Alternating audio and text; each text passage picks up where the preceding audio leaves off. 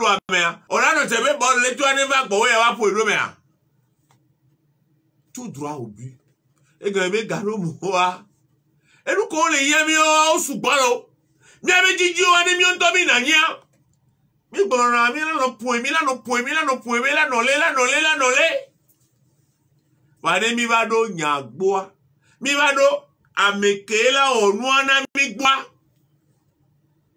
Le ke mi la bi onua doa. Mi munyane tonon. Sans savoir au juste ce que nous voulons, Nadia. Nous tâtonnons. Quand nous sommes les gars disent signons nous. Allô, Dadavi. Que Dadavi a non te voir. Que les dagues gloyants. Les dagues gloyants. Elle a dit au coucou à des. Et avait bien mais Antoine deviner. Oh! Oh! Et regardez. Koyo Bartime. Koyo même Bartime oa. Koyo yare.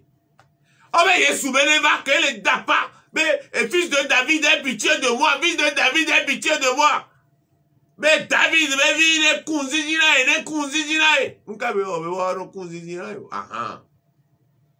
Nka be o be no kunzijina. E o be ntok pe to jesibe yo a ijagori. Karo mo wa mi do na jesibe mi jagwa. Celui qui refuse de reconnaître ses erreurs, celui qui refuse de reconnaître ses erreurs ne peut jamais changer. Oseyan. Ameke moulona gbede dona jesiebe akojejo ebe fo datao wa. Ne ba me amatin pro gbede. Fils de David, aie pitié de moi. Avec au problème Jésus boire Jésus bien benane. Que veux-tu que je fasse pour toi? Et donc yanti c'est le cas que je retrouve la vie. Et vous que ben Dieu benane, ya pas nous. Vous prenez Jésus avec wena no de. Un contact pas be agbe ona quoi. Et vous là. Bâtiment au prenez ma. Eh bien, que je retrouve la vue. Mais dis mais à quoi nous? Bartimée a été droit direct. Et nous, les dire, et pour les éricats. Et nous, les dire, moi, les trois donia, ma gouléa, n'y ma gouléa, ane, n'y tombe le pas, mais en tola sous ya wo. Mounia, mais en tola sous mais yo. Et nous que les djidjina wade, ouais. Mouno wibe devi mea, ojina hane kaflan, misokem, ojina hane, et nous ameko we kaflan, te blibo le susu mewa, ke ameo emi on ame to oswa. Le miakbo geon lo, lo, ameko yi miakbo lo geton la te nya hakele mula. On l'avait d'aller, on te la bio, on te la bio, on te la bio. On te la bio, t'as son nom de droit, on te la bio. N'est-ce sa joa, on te la bio. N'est-ce pas pe droit, on te la bio. Et nous, droit, on te la bio. Et nous, que les gens, on te la bio. Nous, que les gens, que veux-tu que je fasse pour toi? Nous, quand on dit, mais on a. Nous que on a eu. Nous que on les bioso à si meo. Voilà. Et d'ailleurs, regardons mon l'air. Et nous aimons les bios bien Tommy Mounianeo. Eh bien, Rabouni. Que je retrouve la vue. Maître. Et bien, à pétant. On dit, mais ma quoi, nous? Bâtiment, avec Dieu, il y a quoi, nous? Porter un bal, les vélos. Les bonnes mois, là, on doit, ma bien, nous. Bien, il y a des bâtiments, avec quoi, nous, en cas, il va tout jour. Et à mes tout les homards, les Bible, mais un bac. Voilà. Ebe obi ebe nous keme le dio. Ebe ya kon. Et nous pas rien quand même. Et wo ya. Et wo. Et wo le plan là. Ofi ojo le trop tard. Mais o ya de nous kele hia o. Garo mo ware. Mi wana bla bla bla bla bla bla bla bla bla bla bla bla bla bla. Et nous entendu moi. Mi ngolo. Bien, on to la susu, moi on to la susu me nya yo la.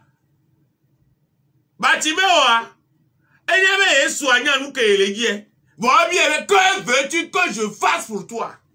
Nte o jibe ma ona o. Bon bien, Yesu on to ko be inu mbiara le moto, on to ko be awufufu le ntinye, on to ko ba me dem la si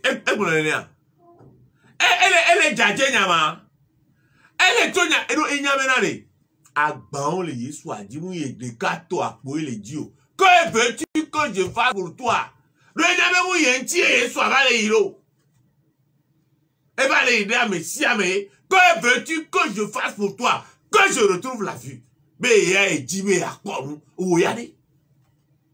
O ya apo yan wade. Mu ka o yo le dio. Non vio to amuni to oro. Non vio be ki yan wa amuni to o. E ke o yo le jibe nu wona o. Batime obe iya e jibe akon. O na be na le. Chaque instant, chaque seconde qui passe est unique. Et quand vous voulez que vous voulez ya. Et les torrents, moussouffez quoi, des captingo poilés. Plutôt que de perdre du temps dans les plaintes, les complaintes et les critiques, plutôt que de perdre du temps dans les plaintes, les complaintes et les critiques, car pour pouvoir nous vivre béni. Mais si on a time is money. Mais car pour pouvoir gagner quoi, on peut la couteau capopo. Chaque seconde, chaque instant est unique.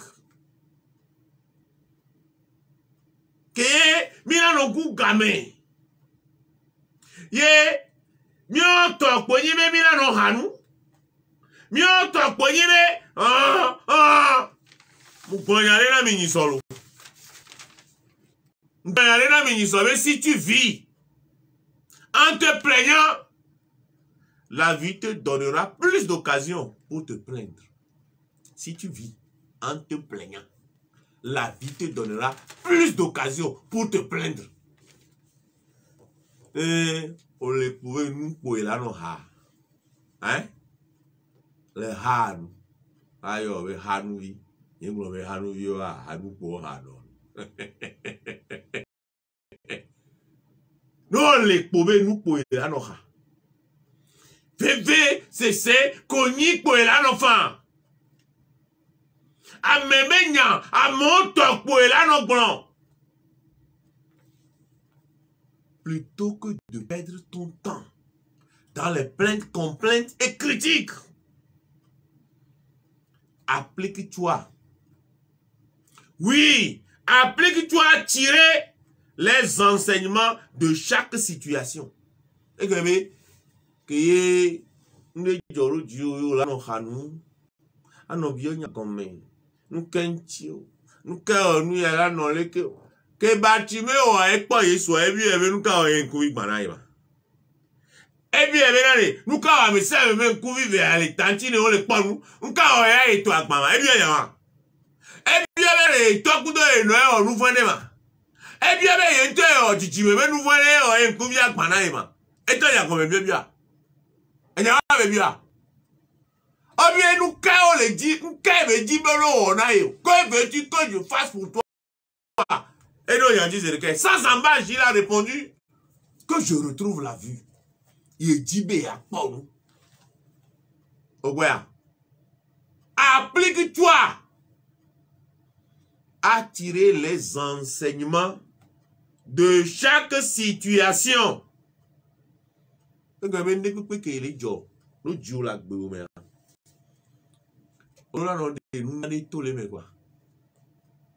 Ani oji abio benu ke o ejani e pe clear ile po aya me ile po nuwa eje do me ya e kaflan e mo yo trainer ya nu kejo lo garo mo le a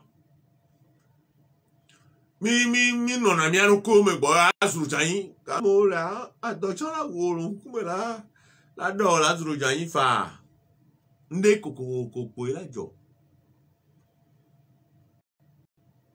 Applique-toi à tirer les enseignements de chaque situation.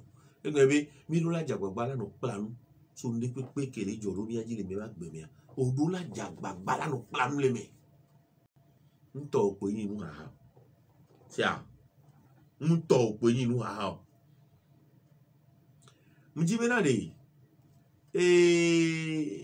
non non mais que nous la noisi ou elle la nive. Et après tout domaine, non, mais une attitude de gratitude. On va donc quoi? Oui, si tu viens en remerciant, la vie te donnera plus de motifs pour exprimer ta gratitude. Si tu viens en remerciant, la vie te donnera plus de motifs pour exprimer ta gratitude. Quel est est une attitude de gratitude envers la vie. Est une attitude de gratitude envers la vie. Et non non mais que ola no orura gbe agbo yin ape dodo me no no me o se yan ape dodo me no no me no ka France André no la gbegbe a mu ibe oyan wa me ko ojo so ra ya e oro mu ibe o karo me wo e oro mu ibe o je wu e oro a o amenu veve wa amenu veve na be o poto la gbegbe amenu veve yin be ye ku omi le se mi no no be yin ko. Est une attitude de gratitude envers la vie. Tiens. Et le viveri. Vous dites, les apôts à Béméari. Et vous me les pompons là. Et vous me les pompons là. Vous là, c'est à Kennedy là. Vous dites, les apôts à Béméari.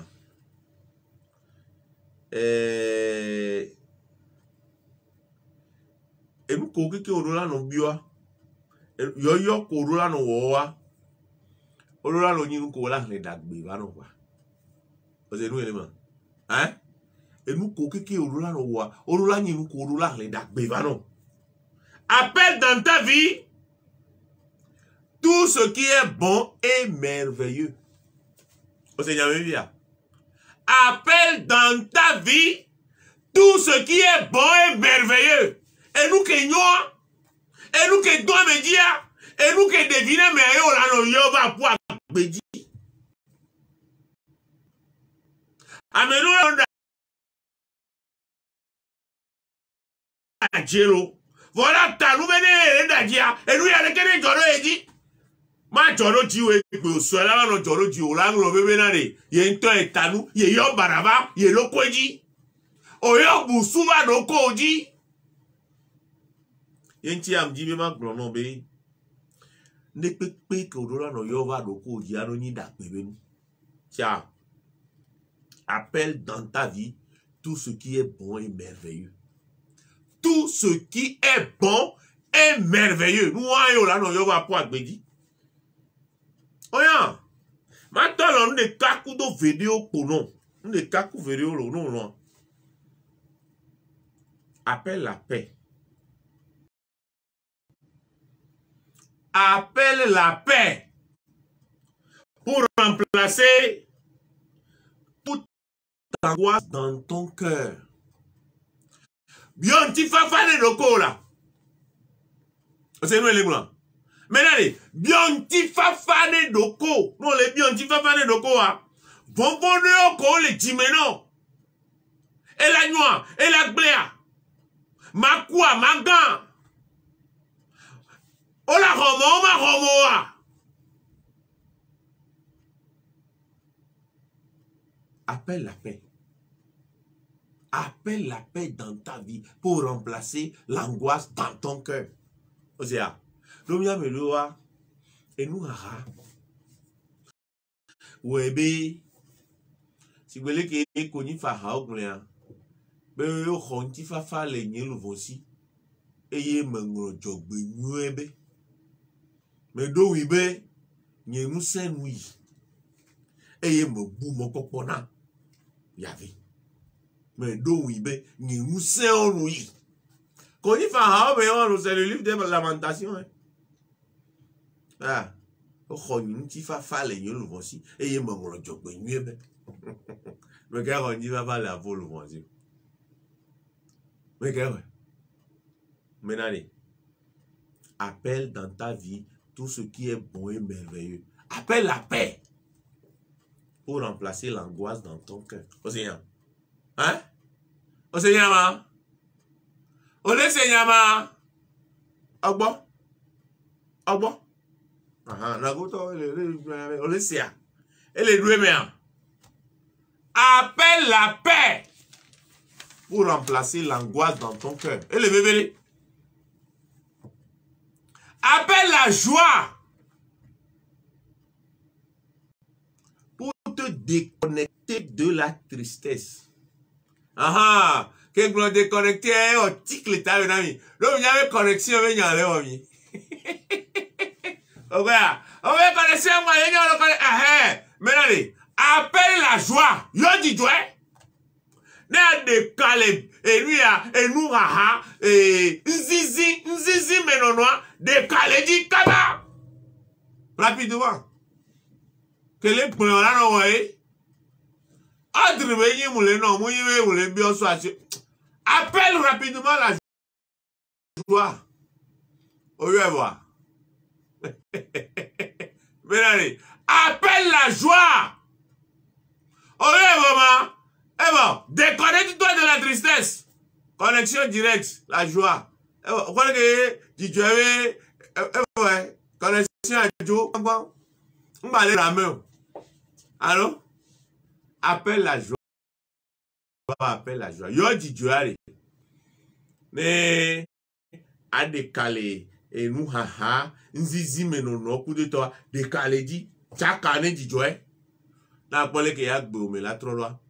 Avec les dit Dieu les lamena. Yé coup me klena. Si bele que aussi na zone. Avec les dit Dieu les lamena. Et on a ne pek coup de ouyaya. Inja. Ndi be ayo jijwe la gbe ome. Sa. Yo jijwe. Na décalé. Nzizi, menono aji. Et nous rara, vifanfa. Déconnecte-toi de la tristesse. On sait y'a qu'un blanc, elle est bébé. Déconnecte-toi de la tristesse. Elle est bébé. Ça. Et non, les bébés, on doit se déconnecter les tristesses, mais. Et les bébés, non, qu'à France, André, et nous ici, mais non, noir, moi, nous nous quoi, mais bon. Ça, déconnecte-toi de la tristesse. Branche-toi sur la joie. Ça, joie avec connexion à Nyon Antolo. Et on a dit, joie, joie. Mon cœur est dans la joie, joie, joie. Mon cœur est dans la joie. Je suis Et voilà pourquoi mon cœur est dans la joie. Je suis dans la joie. Voilà. Jésus mon roi est tout pour moi. Il y a une dimanche pour nous. Voilà. Et je vois si tu es ma gueule. Oh la globée, mais dis elle et dis-toi. Appelle la joie et déconnecte-toi de la tristesse. C'est ça. Et les bébés. Jibe ma gba kuno be awo yoyo nende. Yoyo ko la gba wa. Appelle la lumière. Appelle la lumière. Yo kenkle là, yo kenkle. Non, yo kenkle ya no nyanu gelwa. Yo kenkle. Ne viviti ko wele la mena wa. Viviti on to la boudi, o la na zo la na ta. Boum. Appelle la joie pour dissiper les ténèbres en toi. Allez, combien? Appelle la lumière pour que disparaissent les ténèbres. Yo kenkle, yo kenkle, yo kenkle. Ne kenkle ma va gbeome. Yo kenkle ne kenkle ma va gbeome. Robe viviti nous na kenkle yo. Viviti maliagba. Yo a. India no yo kenkle kwa viviti anto vona. Ne kenkle va kwa viviti anto Amerique ko ngolo na nyari ko no. Yento gbejola fo jra. Fo lete fo jra. Ah non kusi pa avec to gregwe. Owa. Yo kenkle va kwa gdiare. Ne viviti ke we le lamena wa. Viviti ke we chon wa. Viviti ke we chon. Ye numu le nyona o. Viviti ke we chon. Ye koubia oh do batime ore ele viviti me be kwa kekran va le yi e be na le o Jésus fils de David aie pitié de moi et puis on va pas da passer ce Jésus a beno pleva là. Que veux-tu que je fasse pour toi? Nous trop d'ognoro et bien que je retrouve la vie. Elle a été glonée Jésus a battu le oui mais Jésus top pomme de nous ko pomme agbe on pa ouais non et bon et bien que je retrouve la vie. Et nous que les diens. Et nous que les diens. Appelle la lumière pour dissiper les ténèbres en toi. Ça. Yo, kenklen baba, agbeome. Bartimeo are. Kobiyo ya mutro. India. Ndia mabio, so asi obenane. Kasi akame ko hana nous le jejina yo. Oya ngo la babia. Ma fi onu ko la babia. Ma don kun de kare ko la babia jino ma. Bien allé. Et nous ne souci les boss soumet. Appel de l'abondance pour sortir du manquement. Appel de l'abondance pour sortir de la précarité. Aha, mi don kuvinam. Ni so précarité. Appel d'abondance. Pour sortir du manquement. Bien, et nous ne sommes ici. Et nous ne sommes ici les bons sont soumis. Ne yen bani hia tokeo la. Ne yen bani hia tokeo. Appel de l'abondance. Yo. Donc on avait viré pour appel de l'abondance. Dieu est les bons sont soumis. Bon oui, vitu qui va soit si ou adapté. Bon, appel de l'abondance. Que veux-tu que je fasse pour toi? La réponse a été directe, nette, claire. Que je retrouve la vue. Au Seigneur, mais bien. Et avec un trop, le Seigneur. Et trop, dans le Seigneur, yo. Et va, m'kao, et maintenant, on s'y peut bâtiment au nez. M'kao, s'y peut maintenant, bâtiment au bénou, yama. Oh, ben, nous, quand on est dit, oh. Eh bien, y'a pour nous là. C'est ça. Y'en bien, ben, nous ne sommes ici les bons sous-soumés. Bien, ben, nous ne sommes ici les bons sous-soumés. M'babe, au vitukire pour Eva. L'homme, heureux les pauvres. Le royaume des cieux est à littérature. Ça. Littérature, on y a qu'on le dit là, pour longtemps, toi, et on le séroto, mais on. Appel de l'abondance. Pour sortir du manquement. Ça. Pour sortir de la précarité. Les bébés. Aïe, nous, voilà, va, appel de la santé. Fais appel à la santé. Bien, mais la médecin est sous ici là. Yo. On avait la médecin et nous n'en tout ma to enya gbe ke wa pele do yin la médecin non la gbe o la non la médecin non la gbe won le la médecin mo la gbe o. O se ko me a. Yen ti yin be agbe to ne bi o la médecin Benare. Et dans les lieux,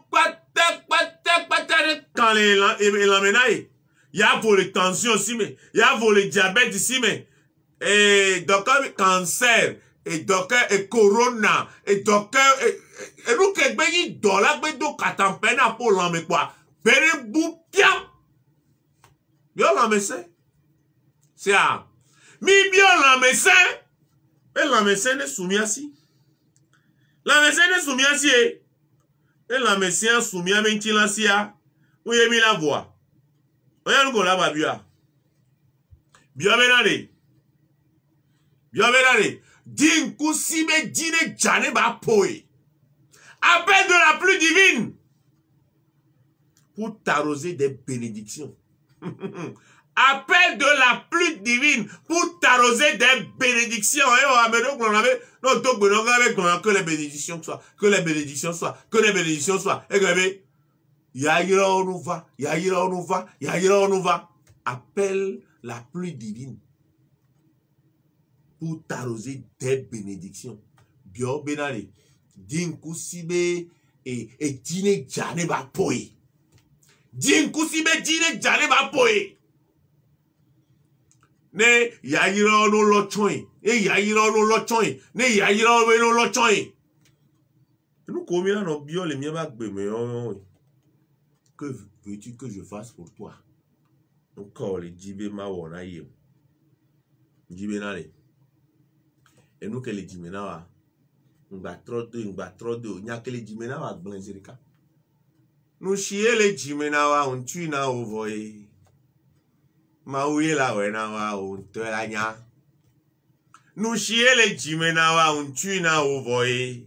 Ihiaye la wena wa on te la nya. Nous chier les jimena wa on tue na ovoye. Yesuye la wena wa on te la nya. Et nous les jimena wa blen. Et nous que les djidjina wa de blen. M'bavon. Sans crainte, exprime tes besoins. C'est à, si vous voulez que Bartimée au blanc, et que vous avez fait un peu de temps, la maintenant que les qui ont le dit, les qui ont belé, non, ou quoi. Vous avez manuel méthode blanc. C'est à, on va aller. On va la fio caca. On vient la garder caca. À nous bé la hammer. On sait combien? Ne gbe la hame o so na ba nu are a de gbe ya ne e gare be me o so do e fiore be me o so do a yo be da gbo le de gbe ya ba be ko Tomasi gare abe be ko Tomasi fiore don vona e ga on vona fio ka o nu na gbe la hame e nu ele jime na wa a exprimer a de dogo ba ti me o gbe toi la boule aie pitié de moi. Fils de David, ma baby, David baby, les cousins là. Kobo no pleba, ko pleso ya. Et y'a me dewa kobo no pleba, fon la douille. Fon ya. Fon ma. Que veux-tu que je fasse pour toi, Rabouni? Que je retrouve la vue. On dit bien, mais si amené, mia me ko keke m'kouvi bana. Bon, me m'kouvi bana. Alors, couvi de banami les coréméens. Si vous voulez que vous bâtimez au but, il y a biobe, couvi de hunami. Ouais, couvi de hunami, que je retrouve la vue. Pareil, mi va nani l'école du dimanche. Et il y a deux ordinateurs. Mi entend de godopé. Mais on a eu à me aller. Mi dit, il y a des noms couvi de hunami. C'est ça. Il y a des gens qui ont été hunami. Il y a des gens qui ont été techo. Wabijo le dano. Nkuvia le techo mi le panu wa. Nkuvia le hunami mi anya benare. Ason le konami ro.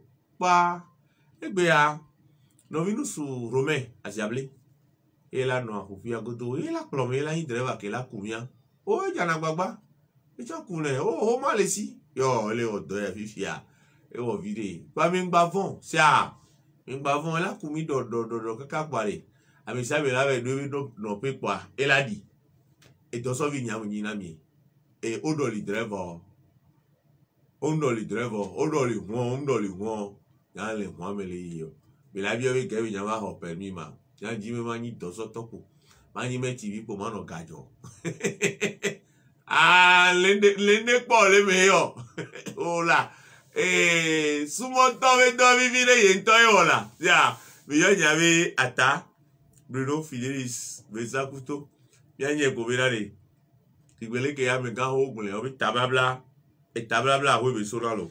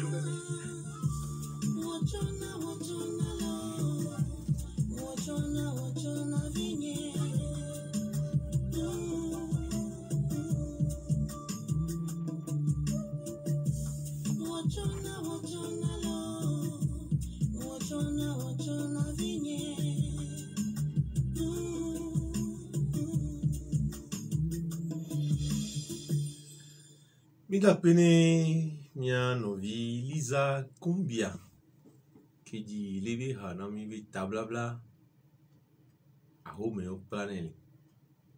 Omle na si janado asa juko ara pete me bla tali manji.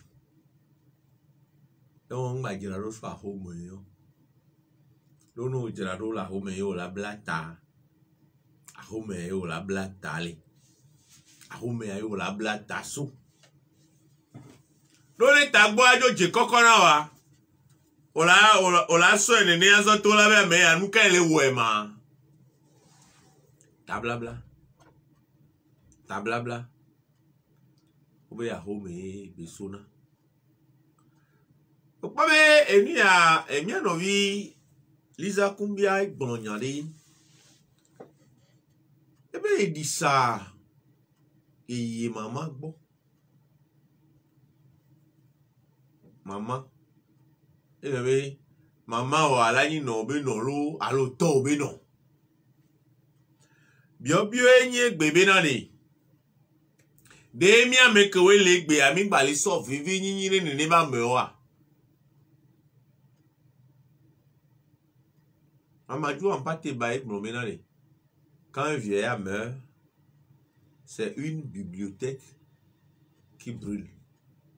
Benia me gan hore kwa ele ti bebe e khoke o so oja odranade o lona homo konadu me gbang ele ti bebe khoae o tozo alo khoae biene lo enunya ke la me gan osia enunya ke la me gan osia munyi be ani docteur we nya yo me munyi docteur be dokita konyu no go docteur ameke ru doctorat yo na be docteur on est docteur science et lettres du docteur. Ouais. Donc, il t'a eu le docteur à la maison. Et nous, que les miens, beaucoup de miens, maman aussi, ils ont l'expérience de la vie. Et nous, autour mais qu'il y a un coup de mi poto. Nous, les sortes de pédales. Nous, on a mais on a school là. Mais on a un gars bien. Mais on a school pas. Nunca me la te nunca me nya vi la clona nyo nunca me la te fion nyo ame wa be game a connexion na nya internet le a et université a nunca me nya la fion nyo no bien o benare a hato bebe honwe kudo eminye we be honwe a onyina de kaolo a hato me be honwe kudo minye webe hongoya uno na rika ngwa ko sebe inya homa kwa inya nu pata tablabla ahwe be sona amele globenari ne peut éduquer que celui qui a été lui-même éduqué. Ne peut éduquer que celui qui lui-même a été éduqué. Et vous savez, avec un repas là, et il y a quoi là, t'es un plat, mais. Au Seigneur. Avec un repas là, quand on dit, mais n'est-ce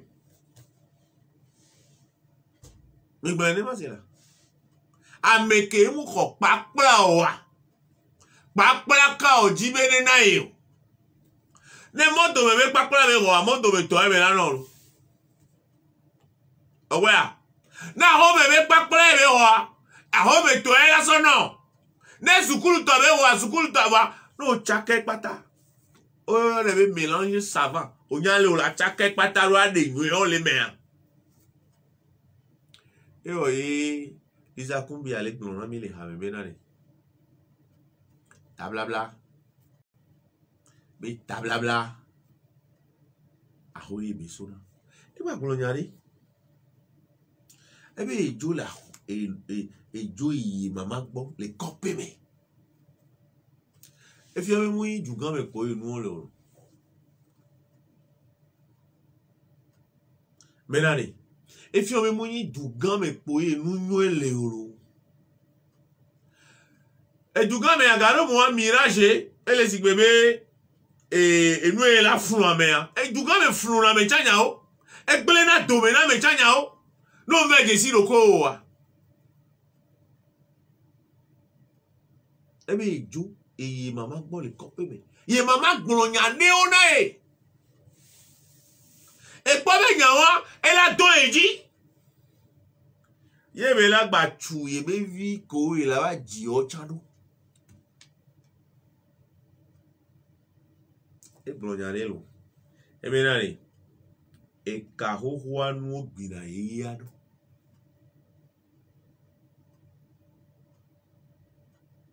E ka ho ho nu ogbina ye ya do. E ga be le o we. Lo gbin de to adoa o la po e. Bo we o la so gbin ya. Lo gbin de to. Me sinyo do wa lo la gbin ye ya do la po ele be la we do. E be la do nu se. E ga be opona e moko uzun. E moko uzun. O la pla nu nya le me. Apona be na de. Amélioration trop nyona dagbe vide ke le pole nko. Done o la no zon pe dagbe ma to le mena o wa. Eno e baby. Ya yin po e be don ji oro. O be tablabla.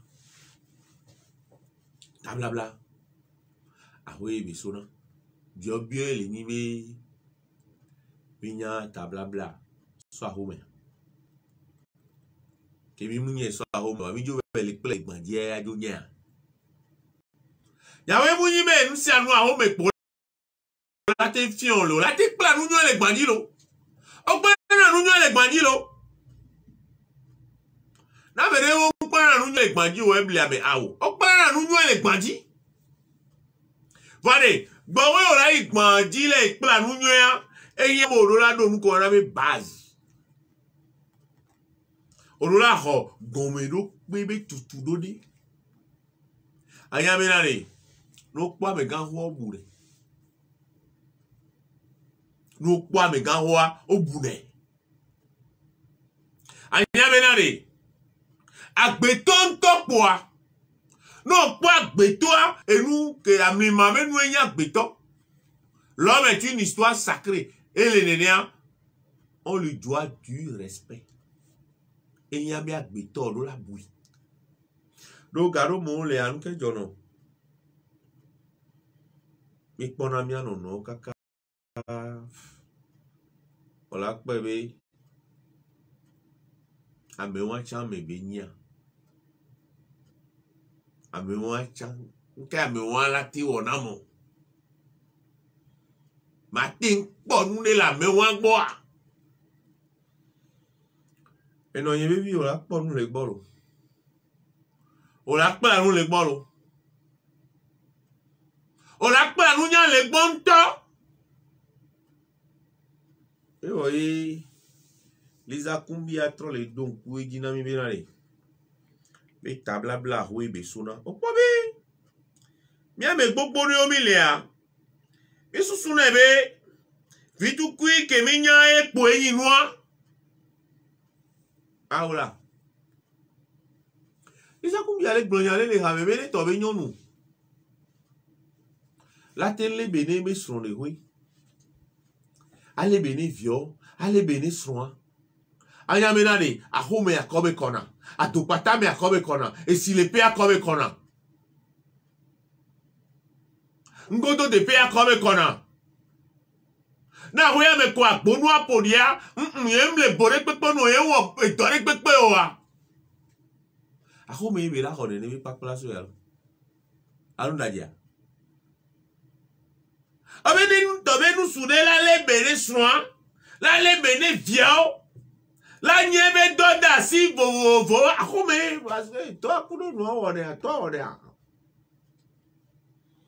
do ede na fune de kaje vide ke to amna na nuruchi o e be pono wa nya be to pola do la pa weji wa lo be de pa weji e na difficile ro ohun e le gbo be po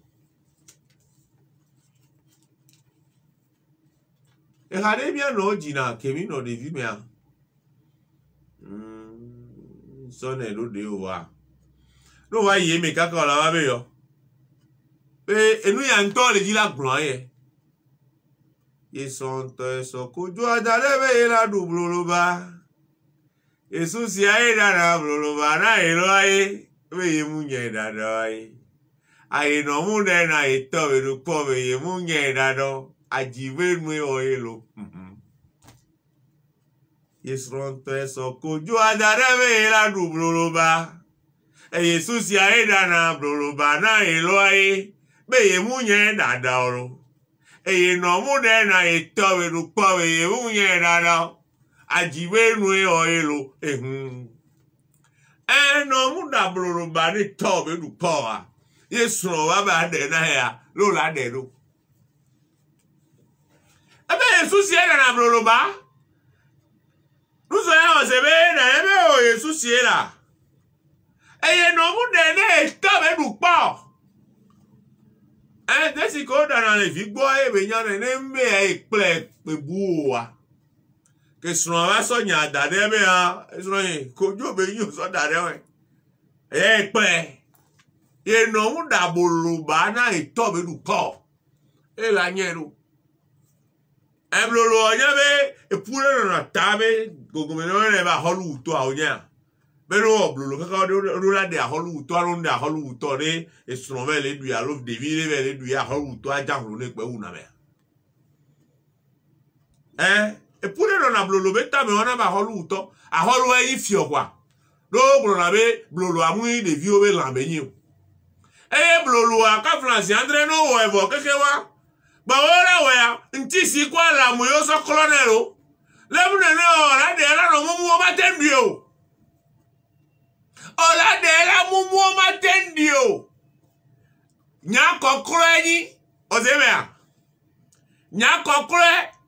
Obenyo nera da dekute si eve play. Akabio. Ye no via le tole be bio mude. Bio mude. Muse gome.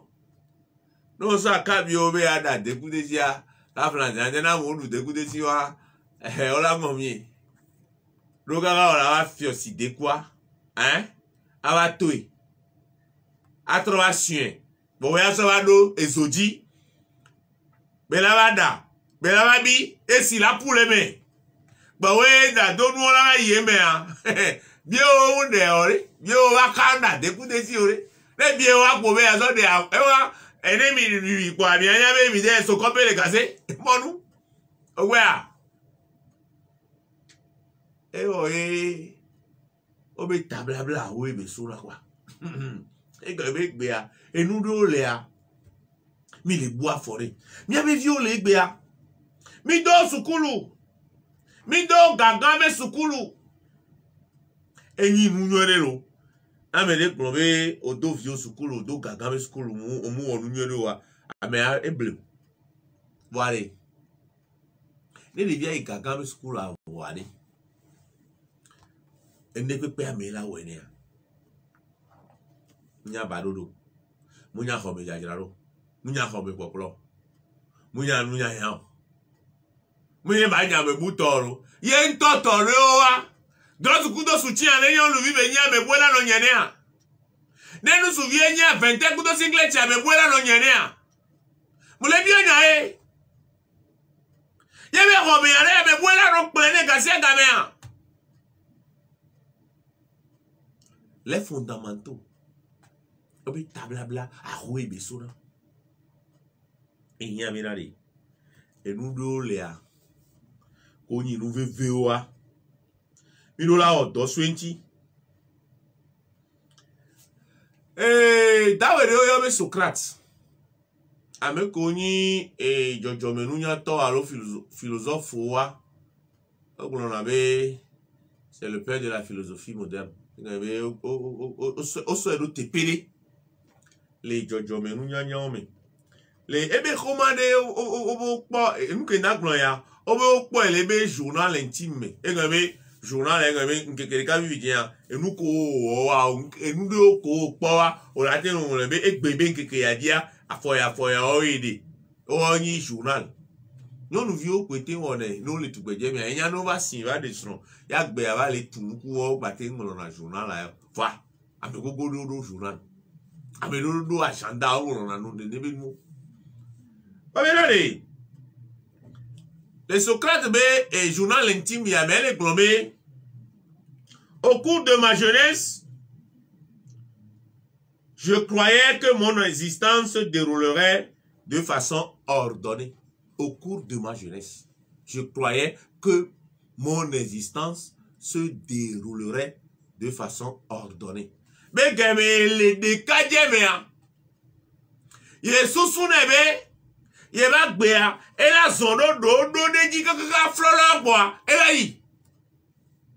mais quand il sous-suit pas, mais les sous-couleurs et toi, ils donnent notre quoi, mais quand il sous-suit pas, on m'a pas clavé dans ton, on m'a pas clavé dans ton, car qu'il a mis à claquer, n'est mis les pères, quoi, il y a vagné un bélica. Quoi, on va dire, et là, et nous, il y a un aspect de ça, il va nous voir. Et nous, il plaît pas, mais là, va y bélica. Hein? Ni va sien, mais on tombe là, on clôture. Et maintenant, on va y interpréter, y intertuer. Je croyais que mon existence se déroulerait de façon ordonnée. Mais ils sont subis. Et là, son fleur. Conformément à mes espoirs et à mes attentes. Mais, et là, son sigbele que il dit, Kudo est sous-suido, conformément à mes espoirs et à mes attentes. Mais j'ai compris depuis que la vie est pleine de méandres. J'ai compris depuis que la vie est pleine de méandres. Mais, moi, il est que au sous noir doigt. Moi, il est que au dit doigt. Il dit que non, mais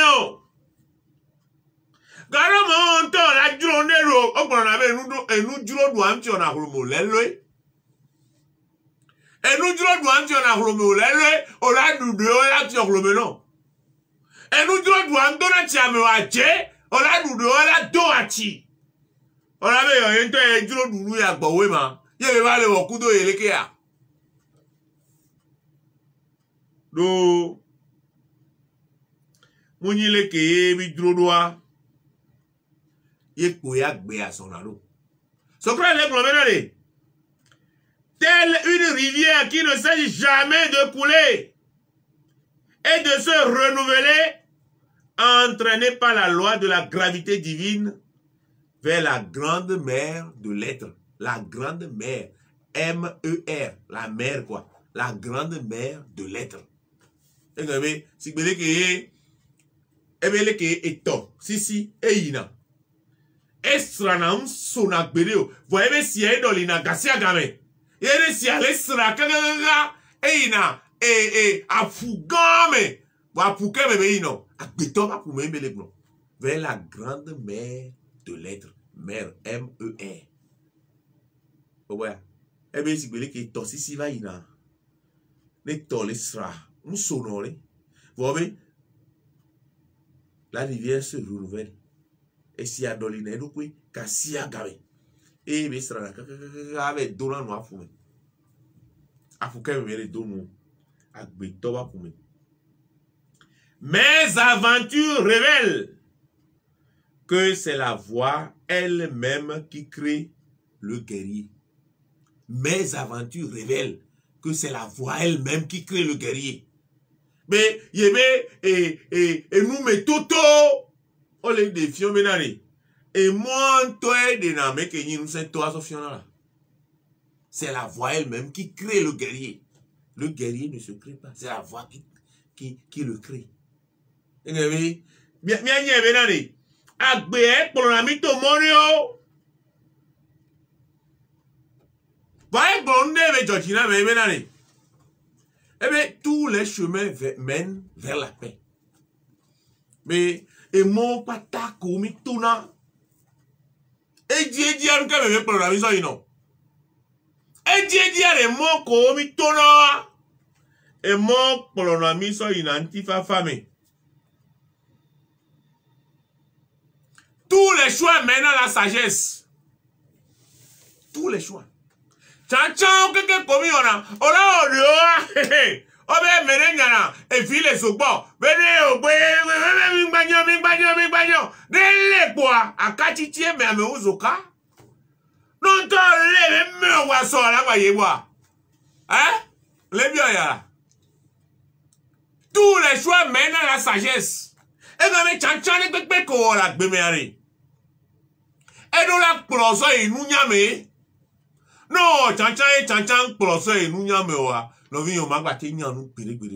No nous ko le joro mi aji la béméré. Et nous ko le joro mi aji la béméré. Et joro no mi aji be mi anyanu ye. Et joro no mi aji be nani. Mi asiye. Ogwa. No vi. O le sin le doko me. Ole sin le doko me ma. Non le sin le doko me ma enya gemo la va sin o. Agbeto e la sin yo. Sia, agbeto la sin le doko me ngame ne nu le joro ju le to nu me a. E do la no fi onu nya. E do la no nabo la no nya nu. O do la no sin.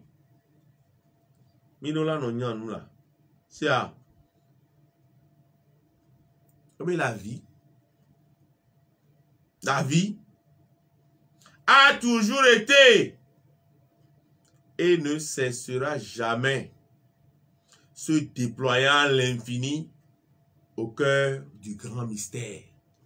La vie a été toujours et ne cessera jamais, se déployant à l'infini au cœur du grand mystère. Regardez, on va bien. Et nous que venir les ho mais et pour kotoni. Et nous que ya gbeani les ho mais. No e gbeani ko na me o, we nous 30 ans e gbeani on ba le sigbe 100 aje. Fi ke e we asina tele e gbo we kotoli si tele lo. Owe a. Fi ke e we adona hole a, ye po e we kotoli do hole. Mi agbe to e le gila 30 dogun nenu. Mi le trop tado guno no anto trop le site le de waro ko fi mi va ge mi gbe po mi manyanu. Mi gbe po mi manyanu. Ne Socrate le kakawa be gare. Ebe journal intime Socrate gbonya yo ko mu le gbona mia. E fi on be ko gbona be cuit no bi sous soleil. Cuit no bi sous soleil, il n'y a rien de nouveau sous le soleil. Mais nous y est pépé mba. Nous pas nous ko l'évêque be on a ni po vai. Et nous ko vai sans. On peut le travail be. C'est un cycle. C'est que au trou na taille de afile le diek be a. Non le truc ka e va dire na comme. Non va le truc ai va inati. Non, on va les trouver, non, on va les trouver, inati. C'est un cycle. Bien, il y a bien né. Nous, quand nous mettons et considéré, mettons les considérés béa. Et on a même là, à la maison, on a au Jola, Botoreji, et on a considéré. Ne pas considérer, on va te Jola béa, on va considérer. Ne considérer, amener, va y aller, on a au witri de Kawaii. Ne witri de Kawaii, on a mis quoi, witri boumé. Regardez, witri we va y voir quoi. Alors, witri we ton va y quoi, mais il va jeper boumé. Jola blala kura yora. Fida, memela, considérer. Mouillé quoi alors? Allô, semaine de porter na 8 jours là. Hein? On porter non les. Manque qui a mandré à quoi? Ya togbe au bois. Oya qui a mandré c'est qui a mandré c'est ne quoi au vitri de canon. Yo qu'on a be moi lunaire. Ouais na be mi oya vitri we e tomi hena. Oya vitri we tomi hena. Donc on avait épée à temps on a 52 semaines alors. Et voilà. Et bien mais la pauvre sortie. Quid nobi sub soli. Nous y les pepe moule. Nous les dota dogne nous et nous entrons le troll fond alors que va mi bekoi. Nous avec kilo de tio la beo. Et y kilo y anti vaji. Les a combien troll le bon ami venale. Mianya vena et tablabla. Et tablabla ho me besuna. Entiale. on le plonge à l'enamia la homea et le lado tu bo ele do to bandito a mingba recebe bandito e ninyao mingba recebe nani a home to a chapo ninyao wala pla home to a ai pla bandito a so daruji ko so bandito a asa va so kwa home to a e de jira de jiare ebe ona fi alo e de po na de be ona gbem así que alors le da peor el alors de campo na así peor alors asuna vebe pour pare ma de kukuna mia dormitorio pe mia nyebe na de tabla bla ahwe be sona e gain tu na hona da balo cha adabale wo bo we gen ba joso na me lo blo o po nene ko mi antomi one o nene akpo bele ebe nous la va oro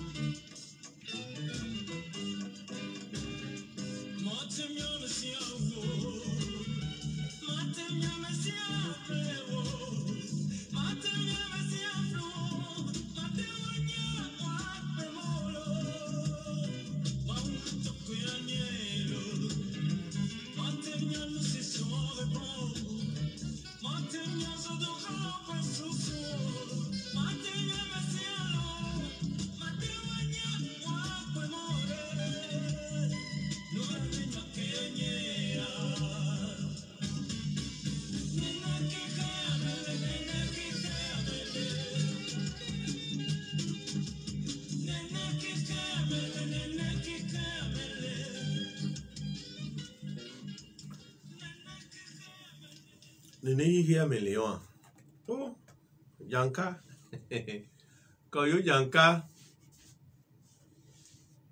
vraiment kojo agbetoy agbete yawea nene hia meleon akobe hake kojo yanka dififi misia da ni kolo hajibe nene. Nene garu mo le abi plano be. Nene be le o. Nene akpo be le koko yo. Ni de mi la tenya somea. Ni de mi la tenya somea. Et là ni dit tu es na medeo bowe belazun et nous zizi be nyana medeo. Qui belé qui a dit toi blé. Ebo matenya me ke le lon tontoro. Ojisia. Awe mi ano vide di have lon ba konka. Lon be tupe e sono. Et là te dit le hamea. Wa mi awo ebe nuwa. Mi ade ebe afoa. Okpo be le santo be nukpokpo nuwa. Epe akpe ve kweji vo yo a Paulo glonya on be de o dare.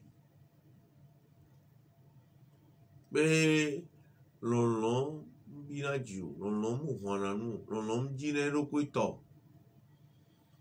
Non, la félicité de l'amour. Voilà, et que sinon nous a deux et béni. On t'en a foi même. Mou blena même. Mou dona vina même. Mou pona me tena via même. Mou on a viviti mais nous quoi même. Et oye, quand j'ai encore les gloménales. On m'a dit avec la long. Avec les longs, on ton toi. La nya, Dio. Ta foi de Dio, mais. Voilà. Et avec la flou, tu m'as dit nya. Non, avec la gloire de maintenant, on l'a dit peu, hein? Mon king me dit, ou toi, on l'a dit peu, on t'a ome boye bele. Kuta ule jiji feuro. Oye, ya vipi na vile awe ke me mu ipo, alo mu jesio. Ose ko ya. Awe ke me mu jesio ko la wa da be da bi, anga be da bi. Enya ne nu ke be le ji ala ya be. Awo. E jesi awe ya be la be le so awe ya be fien. Amele glore be no do awe ya be de. O to kona ya me, o do ho ya me le gia, e nu ale fie le ke la awe ya be. E be la zon lo ji kwa la e kanken. Les points. Quand je j'en cave, il m'a tenu avec les flumis, avec la flumie, avec la blémie à mi mounion. Il m'a tenu avec ma bébé moi, chon. Oh, il y a bébé moi. Il y a bébé moi là, il s'en doit au jessia. No jessia, il y a un toro. No, à me dire, donc on est bé agbeyibo. Hein? Et dit, donc on est bé agbeyibo. Eh bien, allez, agbe le iboy. No, enu ele agbe agodo soa. Mi munyo. Bele ibo, egbo mi le porora. Enu ele eso ave godo mi munyo. Nyanya no nyoro nyanyi munyo. Agbe ale ibo. Enu ele eso ave godo. Egbe ando onye voma. Gawo boko ele nkogba nu ko we la te jo onye o la te hle na ma. On a été glé. Ah oui. On a été glé, non, mon. On sait, ah. On va les déminanya, et nous, et solate gleva. Elle a eu dit, Joanna, médéo, bah ouais, médéo, là, ça, le plat, avec. Aou. Et oui. Et oui. Non, mais ça. Alors, les gars, vous voulez quand même bon de vivre au que les fourroirs, au que les égoyens. On a d'aou dans le là, trop, soit d'avato. Voilà, allez.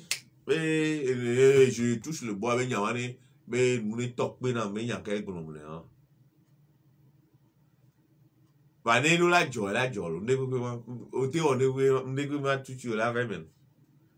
Oh, oui, agite-toi le problème. N'est-ce pas que tu as un sommeil? Non, globé et sauvé via Akbemela Tronam. Maïnko, Manole, Man, elle a dit Vinan, va vous le bébé. Non, il dit, écoutez, Benyano.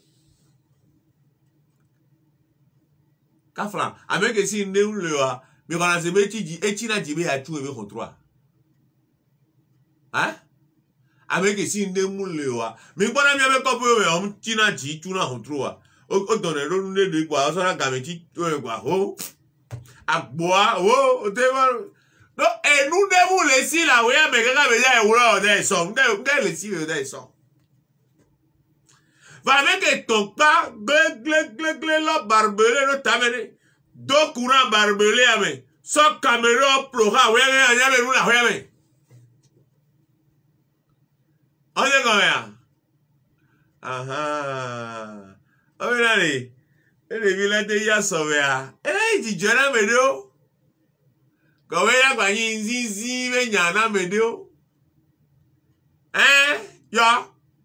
Les gens nous disent que nous sommes les colons de Gué, il y avait nous sommes là-bas, Mandina et Soa. Ah! On va se mettre à l'envers à vous, avec un eh, les colons là sont meilleurs. Et nous avons les codos et Soa. À pied, dans la hypothèse, Manon la gogo, béliori. Manon, béléo! Voilà. N'est pas béléo, nous sommes que les gogo et béléo, les kendo menéoa. Et Soa. Pour nous entendre dans nos doigts de béo, et dans madame salon, n'est pas à Mélano Wenaï, et Galefri, et là, beaucoup de temps, et Doudi Mélano. Quand même, Jolé, il y a la poudre pour les deux, et d'avou pour les deux, la poudre à Mandam et Thier Bobéa. On les a ensemble, béva, il y a un temps poté à Mama, au boulot, il y a ton pied, mon pied, il y a pour quoi. Il a déjà sauvé. Non, écoutez, Amélie, dans la vie, nous-mêmes, ah ouais, ne nyabele là non le soir encore ne nyabele non le gbe encore so ke ba ya gbe o ye ma ke gbe o re ah o enye la ke no funu egbe lo enye lo la ke no funu egbe lo no mu no pa ya me nweru la no o ya no mu le funu egbe o po anya me mu weru la no lo fi ke o la no ayo le wan lo Fiki o la noa, yo le wan. Amen de mi la tenya somea. Ti joebli bo bela nyina medeo voa. E la gba nyi nzizi me nyana medeo. Pourquoi me kaji to agbon nyare be na le? Ne de ma un na mi nu sebe. Mi anya nu ke le tabe ne mi ano no wa. E bwe. Ne de ma un na mi nu sebe. Mi ate no le mi ano vio be susua. Amiana no korudo. Vanu ke bele do no chi o munyo. Ba we me le no po tu va no buta me nyere son chi oro. O ya o la no pa me wan toare. Me wan toare. O le ma o la te na mi nu seme mi ahle mi ano no be susua. Ba hi ya me manya no. Kojo janka o mu bla me. Ma u so la domi. Ma wu so e so ke gbana e wule domi do nyame ni mi ba nyanu ke le so agodoa ni mi ba nyanu ke le so abe godoa ma ba nyo iya me manyano njibe ma to no be na re egbe kemi le a agbe a bi ma glombe 50 wa ijaguju yire onya ya ma gbe ijaguju a lo enuko e kafran on wona san wa o la glombe egbe eyin nuyo e o la o la be o mama o be ho nu anu ya mu jopo ri to gbe o be ho nu amu jopo ri wa eyin nu egbe o le o egbe agaba du fio Ameke si gale ame wa yo na bubu. Ameke jira no nyoeni. Elo si kanu opla e do e blaweti gan e si parfum a todo e le hugame. Ame wa yo hona si be nyame. Ameke ka fran le si ko a todo me to wa. Om nyame na re. Vere nu sure no beg. Adonsu humbono be awe ba hadawe funo yo be ebe gahaha me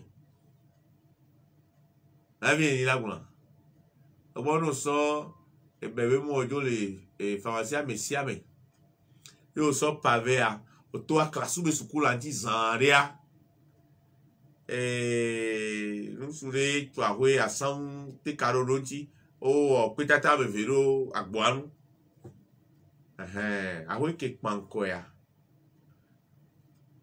maître a peu vont bien sans les hadam et quoi ouais panko ni a ouais gang bajale papa dans son bono va homéon uno agbèrègbè kepi panto na funwa ora funwa be gahaha e vi que funwa e havire quoi gahaha o tu asan le gahaha me vi panko MRSB e ami sapea ahoya me funwa me ano e bena le susu munyi wa beno susua ne nto enyi wa me no susu ya munyi wa me no e dadia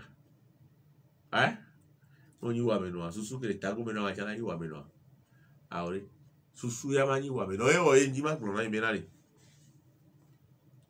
la peur de l'échec rend impossible la réalisation d'un rêve. La peur de l'échec m'avons benewea m'ava jeji même bobono le bea susu le miasi rame ça fourmille ici hein. Ça foisonne. Et vous savez, sous-sous les rame. Voilà, va bien mener, va des sous-sous à ton film, va jeji au wade. Ne va des sous-sous à ton jeji au wade.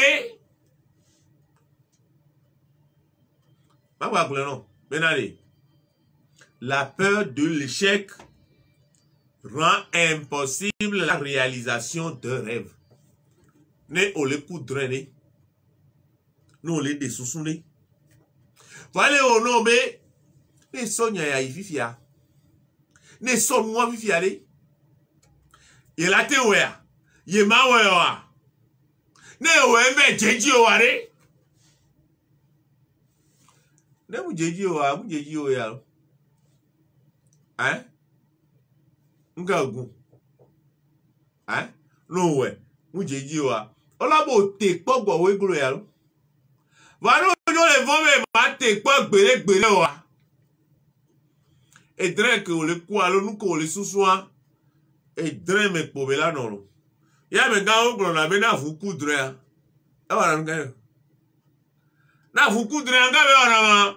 E tira po domene. No me ga be da glo na be dre ya ipo. A fu por ampo do pe wo ne. Na fu le wo anya ke le glo la sia. Hein? Ah. La peur de l'échec. La peur de l'échec rend impossible la réalisation d'un rêve. Et toi, on le coup de rêve. On le sous-sous nébé. Et nous, il y a maté pour la. Maté où est là. Nous avons aimé. Tiens, affronte la vie. Affronte la vie. Que tes rêves deviennent réalité. Et bien, nous les sport. Kaflan, nous prenons internet et bien, amenez mettre un coucou. Que t'es quoi, et va nous mis les ingbelos. Nous prenons WhatsApp et bien, amenez des sous-sous, amenez des grains et bénis, mes coulots. Que besoin awea evani WhatsApp egbe mi ogege mi les amis les vivino leke ebe jodos leke ame osusu aru gbokaka be ba we ami munye oro mi ni consommateur okoro magba gbere no ke bi nane la peur de l'échec empêche la réalisation d'un rêve. Nous les sous-sous-nebe aware. Nous les sous-sous-nea ngbanyi nu po bati tamena o. Ngbanyi nu po bati atomena o. Aja baba odo swinchi. Menane, e dre ko le kwa nu ko le sous-souan. Et nous ko le sous-souan. Ne ba veme. Ka flan. Obe Thomas Edison. Wa de sous-sou en poule que mi le siegbe. Non, les rodés, mais rois de Vivici, on doit le clinique, on a 6 eaux. Thomas Edison, oui, à mon lot, sous alors, mais nous avons bilé. Vous voyez, vous ampoule que Thomas Edison ou bon, et y est quoi, amélioration. À si trop les nouinti, et on les ampoule les dos, Thomas Edison ou ampoule les dos. Ampoule à filament, et ouais. Donc, voilà. Voilà, qu'est-ce que ouais? Qu'est-ce que ouais? Eh bien, à moi, les amis, les gens en poulet, allô? Les courants, on a dit, et nous, mais que là, nous sommes en père, on doit se dire, allô? Ah, ah, regardez. Amédéo des sous-sous. Amédéo des sous-sous. Eh bien, on a mis les deux mots. Eh bien, on a mis les deux rois. Amédéo des sous-sous, rois, allô? Mais vous même moteur la bien benade car mo nya nya bien benade le o kaka nya be ke o le o me moteur kan wa me be enu ke la no me anigba be tu me le cleansi ke mi va sana le o kaka nya be anigba be tu me le o be nya be de la tofiol e a afion e la sen e de a o kerosene afion e la sen o nya be de to gasoil e hunu o la sen o nya be de ni essence e hunu o la sen e de ni pétrole. La peur de l'échec empêche la réalisation d'un rêve. Indiale, non les sous-sous n'ébé awa. T'es pas. No agboberane, t'es quoi ni na fwa? Indiale, non do sous-sous ya, t'es pas. Non do sous-sous ya, t'es sous-sous akpa gbawe baglo. Mujibe, la gbo me on ne dare. Non, ma va le voir. Oh, la grande bien. Agbo ekule ça va louer. Ko a o la grande ma wa o glone. Agbo ekule ça va lulu. Ko a o la grande ma wa o glone. Ko a o la grande. Ma wa o glone me yo. Ba me no du ya me pa yo. Oui, ya ta fran. Et nous souvenons de la Samoyo, truc péka. Et barré nous essayer de boire que nous essayer de les meetings politiques bérék béwa. Et boire pour nous aider si bérék y a fou pour nous donner. Et pour nous voir bérék bérék avec boire et ma vie. Et il y a dit cabenya. On va voir bérék ou boire. Truc péka. Amo nani. Et quand même, au temps la coup de quoi. Hein? La peur de l'échec empêche la réalisation d'un rêve. Non, on dit, il y a des quoi bâti pour dominer. Bah non, et très ménéré pour voir, bah ni nous que joie. Radio Ekbea, remile au radio de Ekbea. Amero est sous allô? Allô? Amero est au dog, bon, là, t'es no bon point, mais non, c'est la fille de l'allô. Donc, les bons points, c'est l'internet, dit, à même qu'on les transitants, à mon c'est le portable, dit, à mon c'est les actions, à me donne toi le point direct, le Facebook, dit, et puis, il y a mon ami, donc, la peur de l'échec empêche la réalisation d'un rêve. Dis-moi, ma colonia, non. Ma colonia, des gens, non, que les vivres, non, quoi. Mais, Mujina be nemi na nya. Mi ano honu le mi ano no gbo. Mi ano do afo jini mi ano no. Mi ano jira mi ano no do. Do nemi tele jira mi ano no do egbe wa enya game ke mi la ba jira mi ano no do. Mi na grobe e game lelo. Ba game amunyi to nyo. Eso anya ke le sosia nye munye. Eso anya ke le sosia wo chan munye. E nu ko late we egbe zerika. Ne te soucie pas de l'obscurité autour de toi. Ta splendeur et ta chaleur te feront toujours briller. C'est Yakim Blanc. C'est Yakim Blanc. Ne te soucie pas de l'obscurité autour de toi. Ta splendeur et ta chaleur te feront toujours briller. Pourquoi bien? Garo mo le a la do ne be a oro la be yo e a cha. Me ka be vie nyu. A we ka me to le o. Ye cha e la te wonu an. Ye cha e la te wonu an. Ya we ni me garo mo le a. Mi a me nkodo ko mi to te npero mi anti mi la ono. Ware. On to apo honhon, on to apo kutri kuku, on to apo agbagba jejecha et tout na me yin encore. Tes efforts vont te propulser. Tes efforts vont te propulser. On to apo honhon, on to apo agbagba jejewa, on la tutu o la yin encore. Ne te soucie pas de l'obscurité autour de toi. Ta splendeur et ta chaleur te feront briller. Tiens, mais viviti qui est trop d'eau. Non, mais nous, là, et milieu, et fi que le a viviti trop d'eau en tolo. Et que, mais, vous me comme au jolé, au deux, me comme jolé. Et que, mais, à me don, dit, mais, ouais, amener une colle, vous me amenez quoi. On a dit, hein? Voilà, mais là, il y a une colle, que là, quoi, pam. Écoute, là, mais là, il y a quoi, pam. Et puis, mais, soit, nous, blé Amelo yi o le sun ago o la tro gbo wa leyon de wa o yo la bo ti agbajo no le odo ato ara gble no o le tu wa e wa la ti apoji o la te wa sanu wa amelo la ho ya menenia o te afofiro gunbe ameo o ma yin ko gbere be ameo o ma yin ko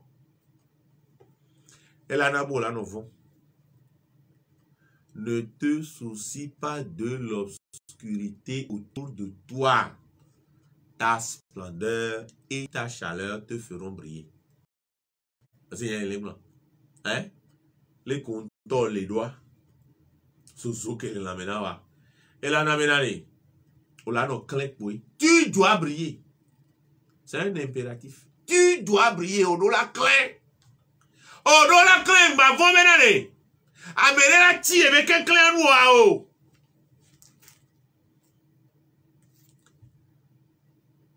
Donc soit amene so la lo chon lo. Hein? On la te so lo chon ku me nda po donc so. Bon matin so lo so chon donc so abe ngba clan ke.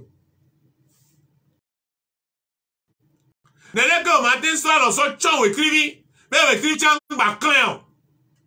Amene matin soit lo so chon benade. Leke eto uno do ba clan, leke agbe ado ba clan, leke yiye ado ba clan mo ma clan. No so nu chon chan o la clan po. O se go ya. Kare mo la le ndo la lo me. O la mi onu aro wa. Ngebe, la no clan do mi o. Nu ko le la lo be le clan ne o. O chon nu ji oro. Hein? On a pas là-bas, et viviti les voix s'isoler connaît mais non s'isoler connaît mais hein et mon vite cuire les rois quoi et soit avec quelqu'un tourner et flico puis que mon vite cuire les quoi moi dis moi vite cuire et zena no da quoi mais fou noya quelqu'un les et diare ma ba clair OK ma ba non nyawan OK. Ne te soucie pas de l'obscurité autour de toi. Ngbabuta me so viviti ke we trop do wala. Ba me wala blame, ame wala blame dominam, ame wala mana mayinko, ame wala le jive mayinko. E do apofua, ne gba do apofua. Eyan le ke le via odo asiame. Eyan we trivi ke Dieu va. Ne te soucie pas de l'obscurité autour de toi. Ça, ta splendeur et ta chaleur te feront briller. Nous avons ao ola inko. Ouais, et mourrai escudo Juliano et avait mis la inko. Hein? Mais mis la inko, pour mis la inko wa. Nyebe ko wa ye me ola inko. Ola inko, mi no la inko. Ame si ame no la inko. Mais depuis que ngba ni mo khenu ni novio. C'est à Jibe ma bon enyari no pe On a les nyawa vivre dans quoi?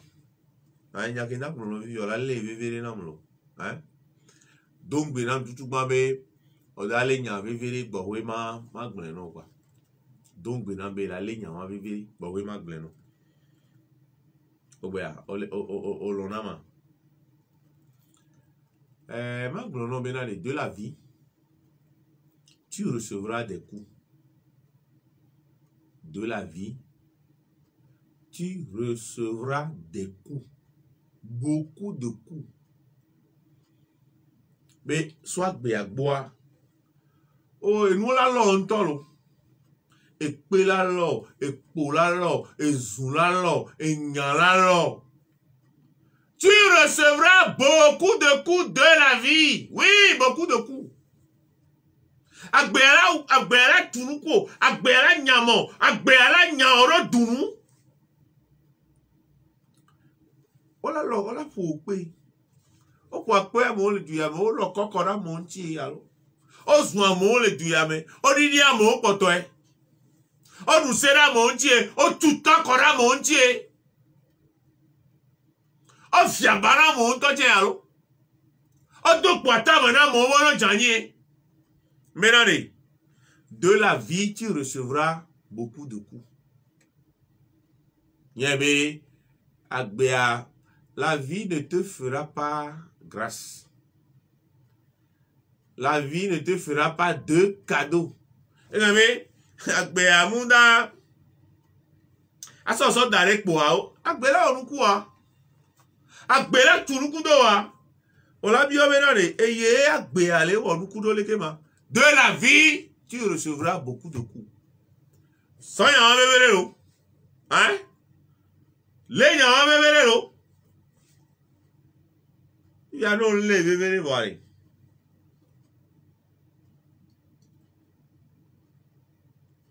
Des amis, tu auras de la trahison. Eh bien, et on l'audio koe o dona dido antia. Et on l'audio ko di au Canada. Amedo la tro to me an. O la humutawa. Amedo la tro to me an. Des amis, tu auras de la trahison. Et bien, allez, m'basu si mele ke le ame kote o le nene. Bien me do mi on a se mele ke mi le a. Le fou na ozebele ke elea et no vi ochon le nene a me kote ochon le nene awo jamais. Des amis, tu recevras de la trahison. Tiens, ayabe on le ko di au Canada ola onukudo wa. On se na na ba fo me yo edu na voto a. Hein? A fo me yo edu wa. Avant me la nous va dende à maone, on a non doji, on a non cosa, ça me met on la muta badie, avant me les goûts. Tes amis, tu recevras de la trahison. La vie te donnera beaucoup de coups, mais des amis, c'est de la trahison. Et on l'on la flou, et on l'on la blé au deux mais, et on l'on la au coup. Ame muni holo wa muni holo ori. Bo ame ni holo ame ko susu be ni holo. Ela ba onuku o la poketa. O la yu ebe ha. Bo amuni ame fuflan de po honale holo gbolo. Des amis, on recevra aussi de l'amour. Naya. On l'on chon le ola son l'on de no quoi. L'on blibo, l'on konkade, l'on simatore. Et les mamans, que les l'on je les vois défiler. Je les vois défiler dans ma pensée, dans ma petite mémoire. Les pauvres là, on va aller. Donc, il y a quoi. Au risque de faire des jaloux. Des amis, tu recevras aussi de l'amour. Pas que de la trahison, mais aussi de l'amour. Voilà. et on que la bado VVCC non quoi. Des amis, tu recevras aussi de la souffrance. Hein? De la to VVCC non, vous trahison de la to VVCC non quoi. Voilà, mais yo. Va bien, un cas, il est à l'orlélo. Et toi, il est plein de noix, mais non. Il est au loup, il y a coup de ya. Nous prenons, il a gbé. Trahison, amour, souffrance. Nous avons dit trahison. Soit amour à d'autres domaines, soit souffrance à Borodi. Et trahison, souffrance, amour, alors souffrance, trahison, amour. Bon, la fin est trop belle. Il y a intercalé, il y a et à Charlie. Il y a et Badale. Il y a la tiva, Badala, Bativa fa. La vie est un pavé mosaïque. La vie est un pavé mosaïque. Et il y a non alterné. Mais il y avait alternance en deux mêlés. Et à la tiva, et à la baba, et à la baba. Trahison, amour, souffrance. Ce sont des choses qu'on peut recevoir aussi des amis. Il y a un rôle là, tu es au bout, on sait combien? Hein? On laisse y combien? Et les bébés à son on sort au taureau. C'est ça. Allez, on y a. So, de toi, bon, il y a un cola. De Dieu, tu ne recevras que des bénédictions. Simplement des bénédictions. Et quand même, so ma ugoya yaira o koe bela didi koro jiu kwa. O yaira o de kako. Nusi ma uwana o pa. O yaira o de kako. Wonu akule ma udome nyonu. O yaira o de kako. No see my wana wopa. Ya ore kakparo. Woru akule ma udome nyonu. De Dieu, tu recevras simplement des bénédictions. Ma ouya yira na me kwa. Mule bio ne nebe ya yira non. Mule bio ne nebe ya yira. Mule bio ero apo agbeji kwa. Be na gbe atunu ku agbe awonu ku honron wo tafu o ble odo me o do aya no o fun onu ko nsusu o wo ku o da je da si o ma wuya ni yira. Sia ma wuya ni yira. Ma wuya ni yira opo. Ya yira de esun noro. Paulo gnomenare. Sufficit tibi gratia mea. Hein? Seule ta grâce me suffit. Mais apo magia de esunam. To no me magie doa. To no me si tous les diwa. Nous quelle la badin. Hein? Mais to no me magie esunon. To no me si tout et les dieux. Nous quelle la badin. Adorer la yawa. Adorer pepe ma yawa. Entiare tauno. Tauno. Minyame. Todo me dio la jo. No vi ko trodomio te onurio koe. Etana vejele nume na mi vo. Minyame oye o ma fun mi gbere. Hein? Minyabo oye o ma fun mi gbere. Pe ya ira o. Ya ira o ni di so gbo ne ba kodo mi aji. Si bele ke eji jana. Ere jare. Leke esi ale hlen. Mi mate no hlen. Leke esi a hlen ado. Eke mate kuko vi fila yikba. La hlen ko anya hlen mene. Anya kokwi ne kebe nyi wa. Nene ebi biobe apo ya ira ne didi koromi aji ewa kwa. Nene ebi le biobe apo ya ira ne didi koromi aji ewa. Que ton amour soit sur nous. Comme notre espoir est en toi. Que ton amour soit sur nous. Comme notre espoir est en toi. Apollo, ne no mi aji si gbele ke mi ame mo popo a. Mi gbele keke do asi o menene. O se me a. ta o no le pompo na le pompo no sigbe e mu yi hati ku hati o wa mo le pompo no sigbe hono ku hono ne kwa hein le pompo no sigbe hono ku hono ne onya be o mu khoinam vevere o khoinam nyori o be le bonheur est difficile à trouver. Il est difficile à trouver en soi. Vous savez, nyona mea, ni nous qui est défumé ou là nous dit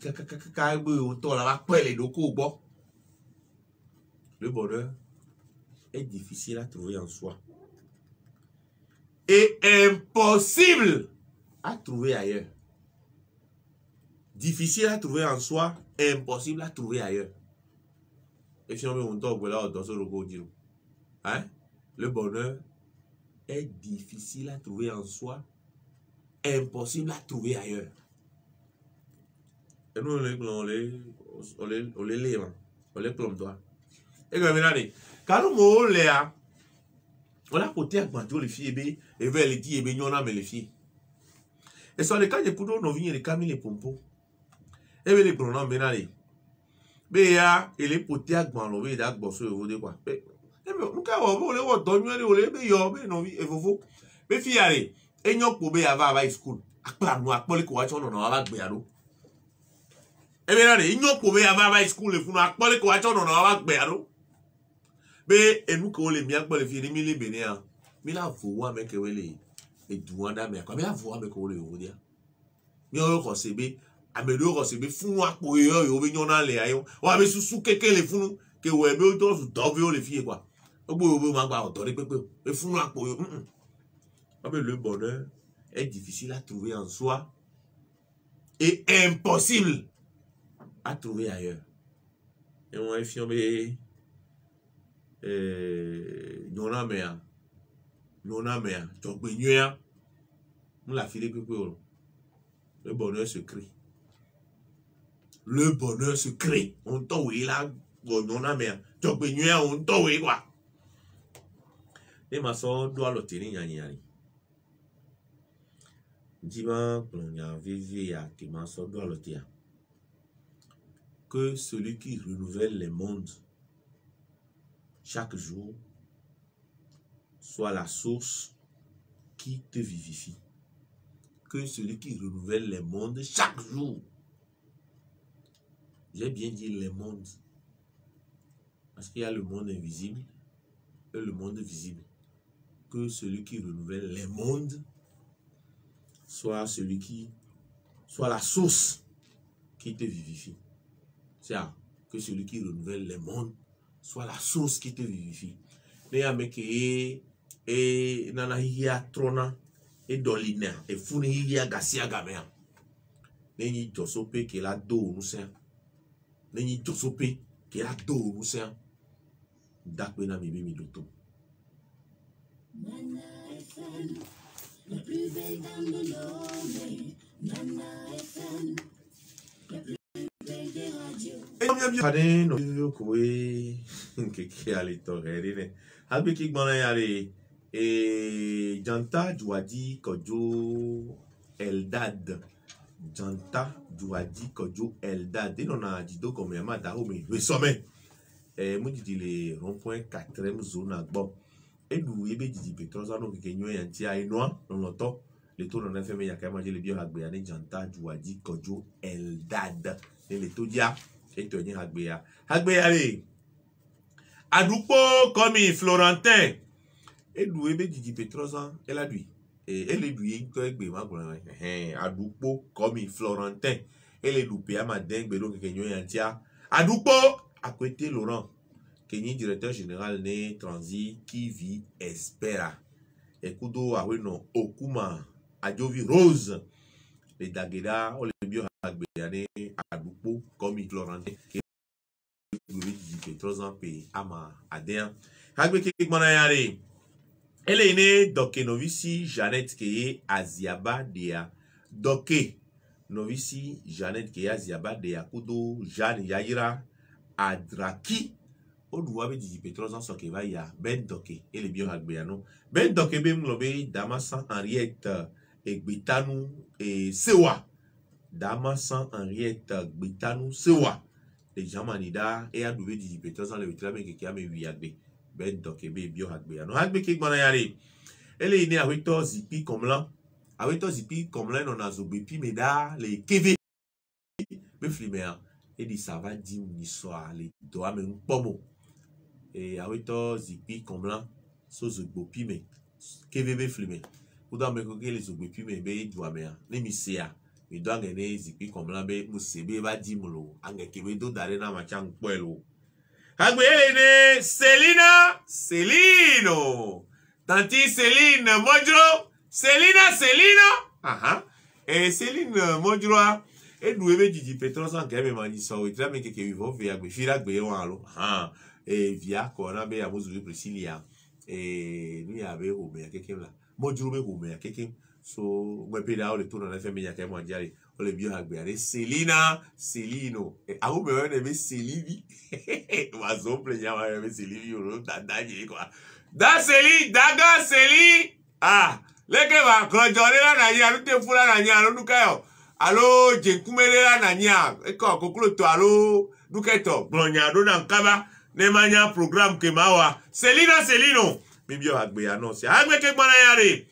Et Jacques Sewa, eni maître cuisinier. Et doué di pétrole zani so, wetra me keke we André. Onya benene belwa. Jubilé de diamant, 60 ans. Donc, il y a un dia et soin. Ah oui, non. Et Akwele, Balo, Kobona, mais Momonoa, Kudoa, mais Vio, Kenkem. Attends, Jacques, mais Togoyowi. On les tourne en avait, mais il y a quand même un dia bien agréé. Jacques Sewa, Kenyi, chef cuisinier. Et nous avons 60 ans, on a Bagida, Benome. Né les Todia, mais bio agréé, bio, Maobia, mais nous vivons pas ta correba, Bedilo. Kadbe Kek Banayare. Elle est née avec non Pierre na Sename Agbaglo. Pierre na Sename Agbaglo, elle est douée de pétrole zangbe. Agbaglo be bien keke. So Kovie Kota, on le bio agbeane. Pierre na Sename Agbaglo que l'on a dit Joleda, ne le todia, ne doué de agbeane. Agbea, mais les bio na me keke on a télé taxi les hôtels de février, non le todia de agbeane. Agbea elle est née avec non Sandra Adjoasika ADJ. Sandra Adjoasika ADJ. Ek bebele douebe di pétrole sans quoi ne le todia mi bio agbe ane mi bio ma oba me nve vio keke koreba gbeji te ba adame an mi le bio agbe roda adeji be ho me keke so Kovie Kota agbe le ne e Christian Denke le todia e be le bio agbe ane bebi e kele douebe di pétrole sans pewe vea ela du le tra me keke vo si le ki agbe Christian Denke ne douero agbe a ele ine mi ameke o keke mdo tomi c'est mi ameni quoi mi bio agbe ki gbona na mi be mi adu ero agbe ki gbona ya dilo mi ma nglobe awe no be amade se ubo ku do suran Barthélemy se ubo no le to dia kuta me ko kiki onya be nula bio agbe na yo yin te bi na wa bio agbe no ma ore po aji ma one lebe no ma one doli fu no sigbele ke be doli na fu ne ho bye bye.